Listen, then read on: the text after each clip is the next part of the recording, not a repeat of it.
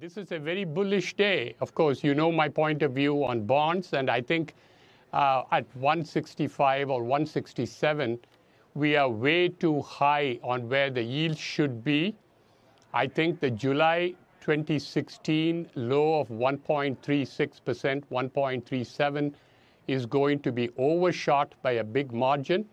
I'm in agreement with Scott that the issue is more about how low the interest rates go and the craziness of the central banks. And both the European Central Bank and the Federal Reserve are essentially slaves of the markets. You're not going to have any independent response from them. Sri, it's really important that you said that right now. It's something Steve Leisman told us yesterday when we said, you know, we had James Bullard out with comments that weren't that dovish. And markets shrugged it off. And Steve said, well, because markets know the Fed will come around to their point of view eventually. I mean, if I were a central banker, I'd kind of want to break that cycle of expectations and let the market know who's in charge. You're absolutely correct, Kelly. You're spot on.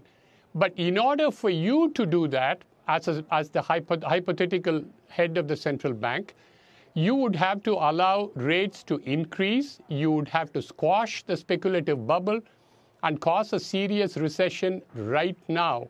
Are you prepared to do that, both economically and politically face the onslaught? But if we have the 10-year go from 1.7%, let's say there's a taper tantrum repeat because the central bank says, no, we're not following you down. And the 10-year goes from 1.7% to 3.2%. We were there in November with the stock market at an all-time high, Sri, and the U.S. economy was fine. I don't see why that would throw anybody into a recession. Here is the difference.